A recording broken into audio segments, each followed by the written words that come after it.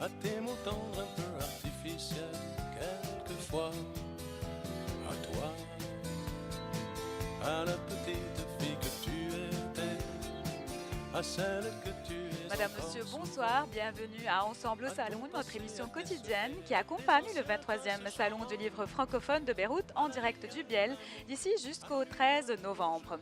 Mais avant de commencer aujourd'hui, permettez-moi de fêter notre chère chaîne MTV qui célèbre aujourd'hui son 25e anniversaire. La lecture émotion, la lecture culture, la lecture berceuse, la lecture passion, que de sentiments et d'état d'âme véhiculent la lecture. Ensemble au salon, notre émission donc parrainée par la marque 1, 2, 3 Paris et Banque Med vous propose des clins d'œil, de jeunes talents, des livres voyages, des face-à-face et également beaucoup de très belles rencontres avec des auteurs. La première rubrique aujourd'hui, c'est la bonne nouvelle comme d'habitude. Notre bonne nouvelle de la journée, c'est la remise des prix Jeunes critiques libanais. Les jeunes, c'est l'avenir de la francophonie. Ce sont donc les écoliers qui ont voté et décidé d'attribuer le choix des enfants à Maude Michel, le choix des ados à Emmanuel Trédez et le choix des lycéens. La réponse sera donnée demain avec les lauréats qui seront avec nous sur notre plateau. Ma première invitée aujourd'hui se trouve dans l'écriture comme un poisson dans l'eau. Bonsoir Madame Marie-Josée Poisson, comment allez-vous? Donc vous avez toujours écrit des communiqués de presse, des articles, des discours, du contenu web et là vous écrivez, mais différemment, un roman, votre premier roman qui s'intitule Lié par le sang. Pourquoi avez-vous eu envie d'écrire un roman cette fois? J'ai toujours voulu écrire. Mais bon, la vie en a décidé autrement et est arrivé un moment charnière dans ma vie où tout à coup j'ai pu me permettre d'écrire. Donc, j'ai choisi la voie littéraire, la voie de la fiction, un roman. Un roman avec beaucoup de suspense, c'est une intrigue qui nous raconte beaucoup à propos de l'histoire et qui nous tient en haleine jusqu'à la fin. Lié par le sang est très intéressant parce que dès les premières pages, il y a quelque chose qui se passe, une porte secrète qui s'ouvre et tout commence par là. D'où est-ce que vous puisez votre inspiration? En fait, je n'ai pas puisé mon inspiration très très loin. L'inspiration est venue de mon nom. S'appeler Poisson, c'est pas évident. Pas du tout. Ça se prête à tous les petits calembours. Mais c'est joli, hein? Pas de problème. Et puis donc, j'ai découvert à l'adolescence qu'un personnage célèbre portait aussi le nom de Poisson. Ah oui. Jeanne-Antoinette Poisson. Il s'agit de Madame de Pompadour. Alors, je n'ai pas voulu tout de suite m'associer à elle parce qu'il y a quand même une aura assez sulfureuse qui l'entoure. Elle a été la maîtresse en titre du roi Louis XV pendant une vingtaine d'années. On l'accuse d'avoir beaucoup dépensé, d'avoir vidé les coffres de l'État, de s'être mêlée de politique, pas toujours avec bonheur. Bref, je ne voulais pas trop m'y frotter. Et puis, un jour, je me suis dit, tiens, plutôt que d'angoisser sur le sujet, je vais en faire quelque chose. Et ça a donné cette fiction. Très joli. Donc, c'est quelque chose de passionnant que j'invite les téléspectateurs à lire. J'aimerais également vous poser une question sur le français au Québec. Vous êtes québécoise, vous êtes de Montréal. Vous luttez incessamment contre la marée de l'anglophonie. Comme nous, au Liban, nous sommes vraiment des résistants. On fait de la résistance culturelle à travers la francophonie. Parlez-nous un peu de la francophonie au Québec. La francophonie au Québec est vraiment très active, très vive. Vous l'avez bien dit, nous sommes 8 millions. Le Canada compte 30 millions d'habitants et les États-Unis, plus de 300 millions. Donc, on se considère un petit peu comme le village gaulois. Les résistants, c'est nous.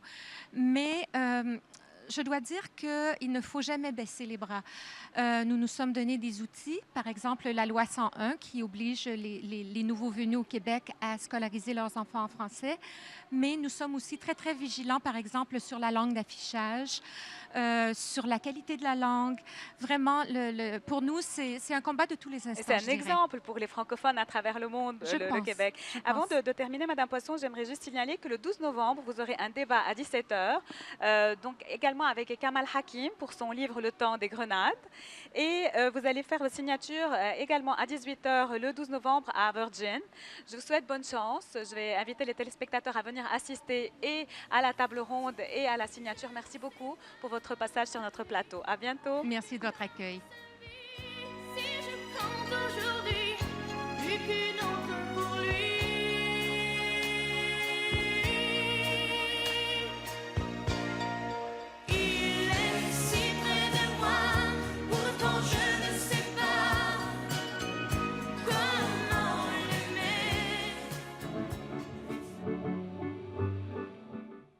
Dans notre rubrique Artistes aujourd'hui, nous allons parler d'un festival qui a un drôle de nom, le Festival des petites filmatures, avec Monsieur Jean-Jacques Paysan, délégué académique à l'action culturelle de l'Académie de Créteil. Bonsoir. Bonsoir. Parlez-nous un peu de ce festival dont le nom est très attrayant. Ah ben oui, c'est un très beau nom puisqu'il est déjà en lui-même poétique. C'est un mot valise, comme on les appelle, où on entend à la fois film et littérature. C'est ça. Donc c'est ça le projet. C'est un projet qui va conjoindre la question de l'image et la question du texte littéraire. Et c'est quoi le concept? Ce sont des étudiants, des élèves qui vont participer à ce concours, à Alors, ce écoutez, festival?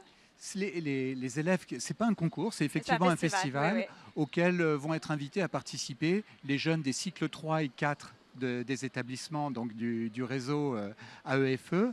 Et donc, c'est des élèves qui sont entre 9 et 14 ans à peu près. Voilà, donc qui vont être invités à participer à ce festival et donc à réaliser des petites formes qui sont à la fois audiovisuelles et littéraires autour d'un texte littéraire et sur une durée de 3 minutes. Excellent. À quel point, à votre avis, le fait d'inculquer le français à travers donc des moyens comme celui-là, les films, le théâtre, etc., autre que juste la lecture, à quel point c'est important pour apprendre aux jeunes le bon français? Écoutez, c'est très très important puisque vous le savez, tout le système éducatif à la française est en ce moment en pleine rénovation.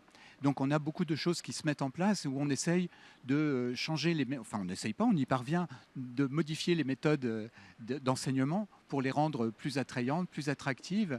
Et là, dans le domaine de la langue française, c'est une idée de notre collègue, Madame Vendrome, qui dirige donc au Grand Lycée français le premier degré.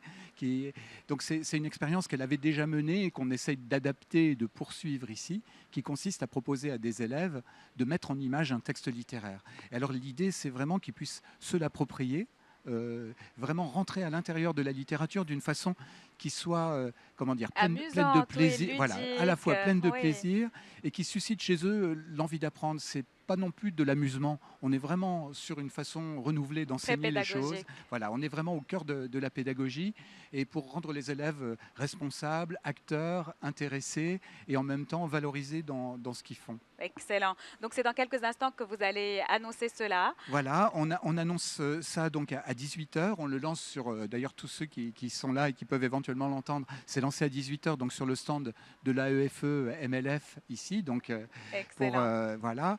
Et donc, comme vous le savez, c'est quand même un réseau qui regroupe 43 établissements sur l'ensemble de la zone Moyen-Orient, c'est-à-dire il y a à la fois le Liban, la Syrie et la Jordanie qui sont concernés par tout ça. Voilà, et donc tout ça se fait avec sous la haute le beau patronage voilà, de l'ambassade de France, en particulier de Serge Tillman, qui est le conseiller culturel adjoint en charge des enseignements ici et qui fait un boulot formidable justement pour procéder à la rénovation pédagogique et mettre en place la loi d'orientation. Merci beaucoup, Monsieur Paysan, pour votre voilà, prestation. Et puis donc peut-être rendez-vous en juin, puisqu'on a un jury aussi très, très prestigieux et intéressant qui sera ici en juin. Qu'on fera quelque chose. D'accord, voilà. Merci beaucoup. Merci. Au revoir.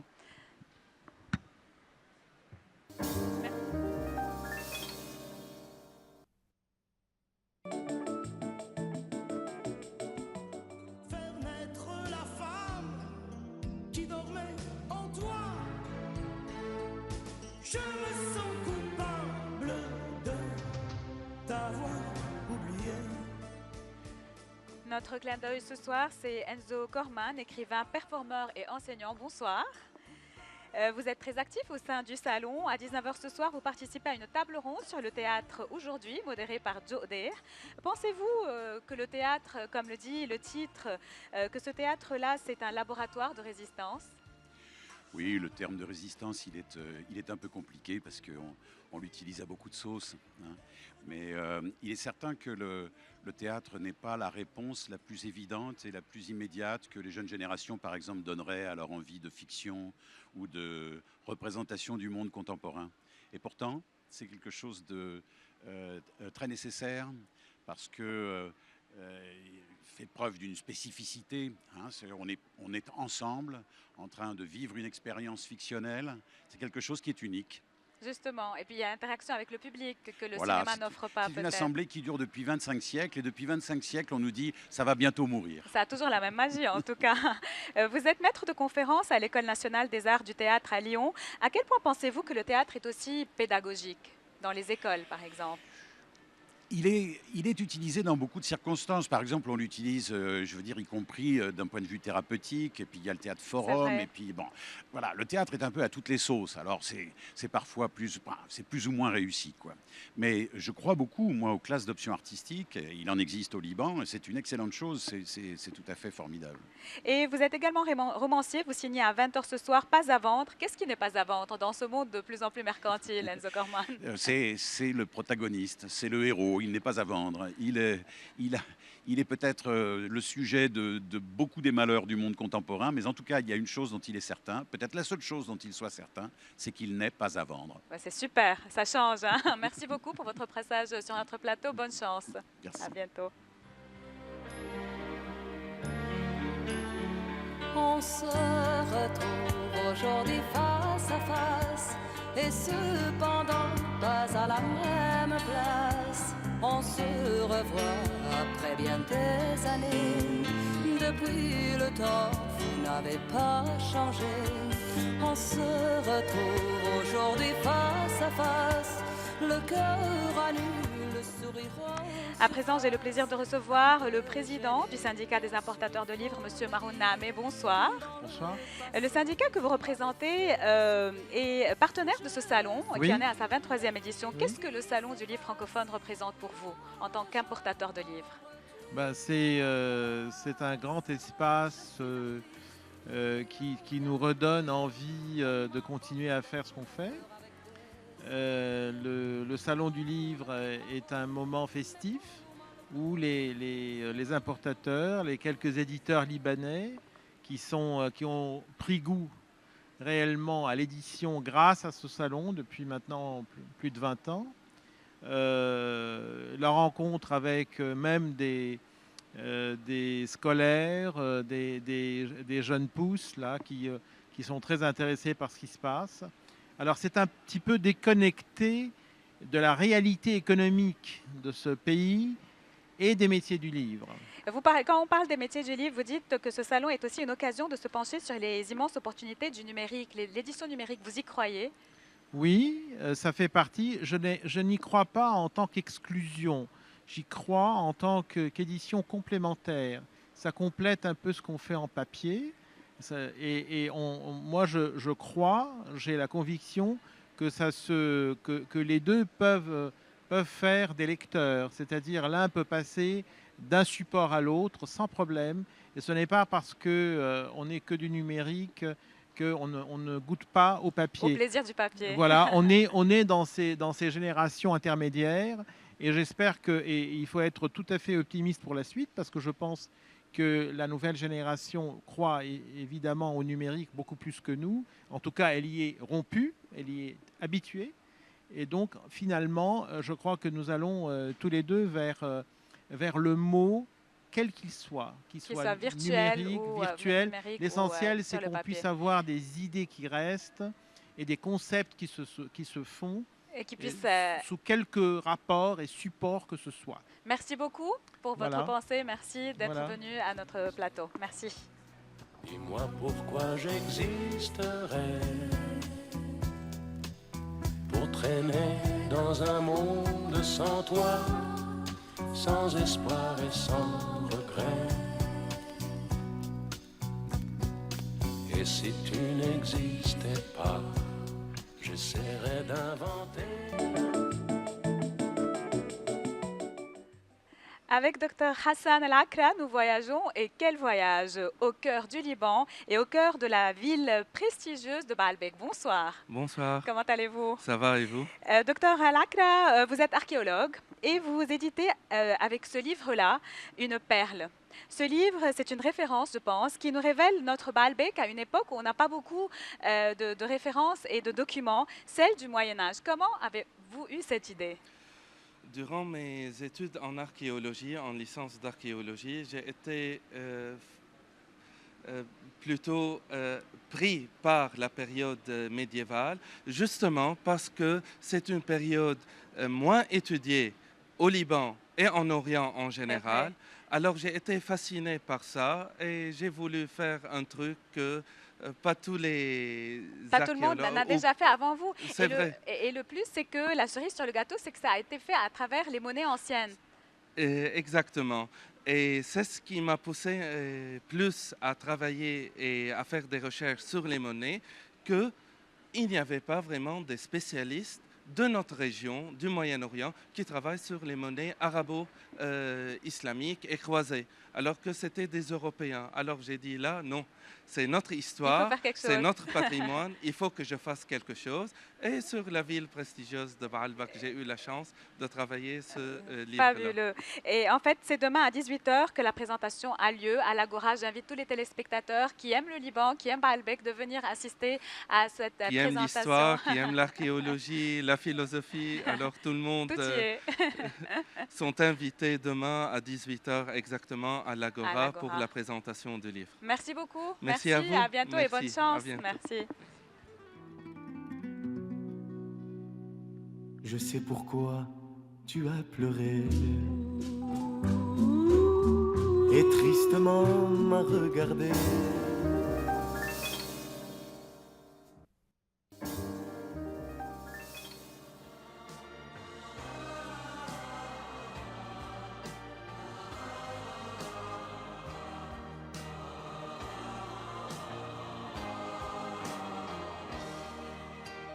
À présent, j'ai le grand plaisir de recevoir sur le plateau de la MTV du Biel, Monsieur Sharif Majdalani. Bonsoir. Bonsoir.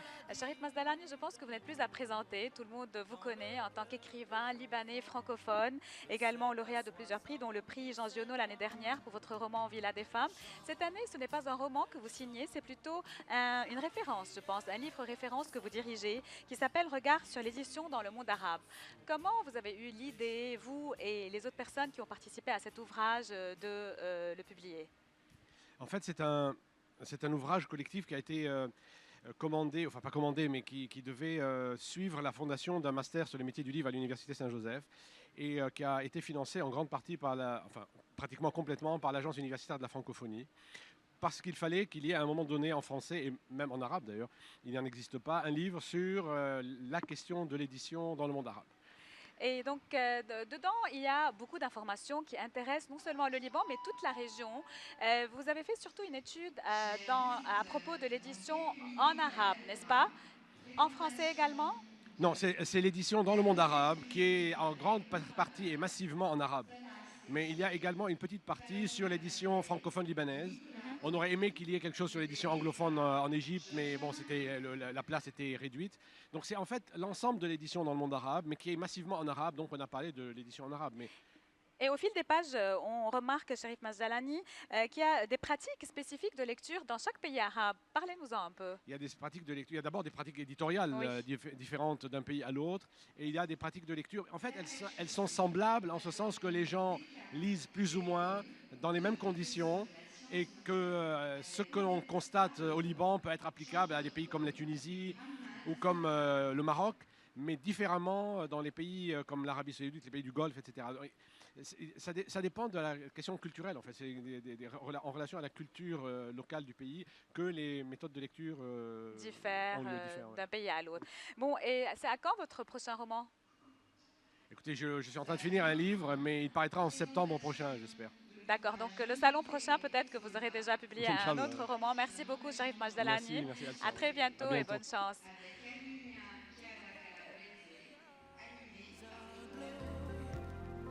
Et pourtant, quand je la regarde, moi l'homme loup.